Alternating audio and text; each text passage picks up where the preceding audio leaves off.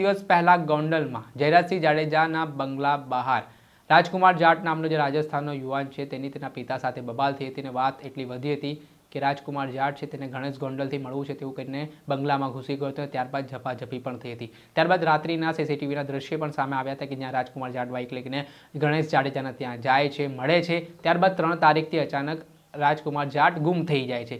તેને લઈને અનેક પ્રકારની આશંકાઓ છે તે વ્યક્ત કરવામાં આવી રહી હતી પિતા દ્વારા. આ મામલે તેમણે રાજકોટના એસપીને રજૂઆત પણ કરી હતી લેખિતમાં. ત્યારે પોલીસે અલગ અલગ ટીમ બનાવી. ત્યારે 4 માર્ચના રોજ વાત કરીએ તો રાજકોટના કુવાડવા પોલીસ સ્ટેશન હદ વિસ્તારમાંથી એક મૃતદેહ મળી આવ્યો હતો અને આ મૃતદેહમાં જે રાજકુમાર જાટનો લાપતા હોવાની જાણ પોલીસને થઈ હતી. તે મૃતદેહની તપાસ કરવામાં આવતા રાજકુમાર જાટનો જ આ મૃતદેહ હતો, જેમાં પોલીસની તપાસમાં આ રાજકુમાર જાટનું મૃત્યુ અકસ્માતના કારણે થયું છે, હિટ એન્ડ રનનો બનાવ છે તેવું કહીને પોલીસે જણાવ્યું હતું. ત્યારે બીજી તરફ પરિવારના ગંભીર આરોપો સામે આવી રહ્યા હતા. આ મામલાને લઈને ઊંડાણપૂર્વક તપાસ કરવામાં આવી. રાજકુમાર જાટના જે સીસીટીવી ફૂટેજ જે જગ્યાએ તે જઈ રહ્યો હતો તે તમામ સીસીટીવી ફૂટેજ પોલીસ દ્વારા મૂકવામાં આવ્યા અને હવે રાજકોટના એસઓજીની ટીમ પણ સક્રિય થઈ હતી અને હવે આ ઘટનામાં મહત્વનો ચોંકાવનારો ખુલાસો થયો છે.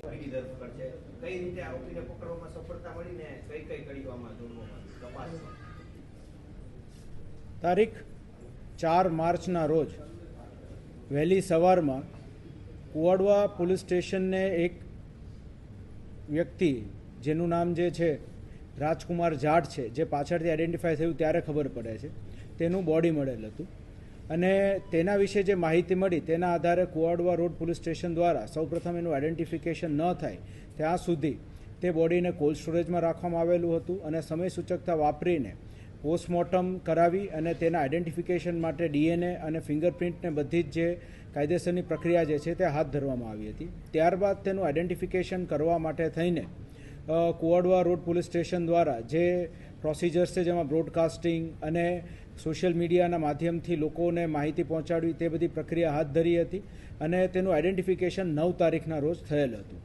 આઈડેન્ટિફિકેશન થયા બાદ તેની અંદર ફરિયાદીની ફરિયાદ લઈને ફેટલ એક્સિડન્ટનો ગુનો સૌપ્રથમ દાખલ કરવામાં આવ્યો હતો અને ફેટલ એક્સિડન્ટનો ગુનો અનડિટેક્ટ હોય તેની તપાસ માટે થઈને અલગ અલગ ટીમોની રચના કરવામાં આવી હતી.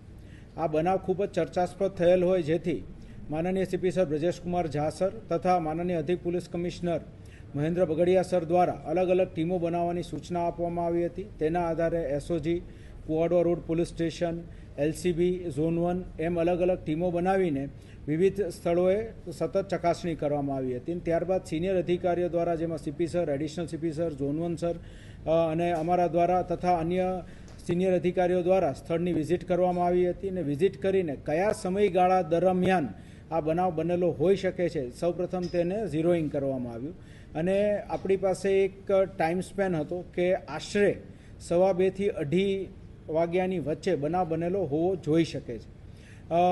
આ બનાવ બનવાની સંભાવનાને ધ્યાનમાં રાખી એ સમયગાળામાં કયા કયા વાહનો ત્યાંથી પસાર થઈ રહ્યા છે તેની તપાસ હાથ ધરવામાં આવી અને 150થી વધુ સીસીટીવી કેમેરાઓ એ જે 4 થી 5 કિલોમીટરનો વિસ્તાર છે તેની અંદર ચકાસવામાં આવ્યા. આ બધા સીસીટીવી કેમેરાને એ બધાની ચકાસણી શરૂ હતી એ દરમિયાન એક ડમ્પર ચાલક દ્વારા ટીમને માહિતી મળી કે એ પોતે જ્યારે ત્યાંથી 2:33ની આજુબાજુ પસાર થાય છે તેની પહેલાં ત્યાં બોડી પડેલું હતું. એ ધ્યાનમાં રાખીને અને કઈ બસ જે છે એ તેની આગળ ચાલતી હતી તે બાબતે માહિતી મેળવી અને ફર્ધર જ્યારે તપાસ કરવામાં આવી ત્યારે ધ્યાન પર આવ્યું કે મહાસાગર ટ્રાવેલ્સની એક બસ છે 3131 નંબરની અને તે શંકાસ્પદ જણાઈ.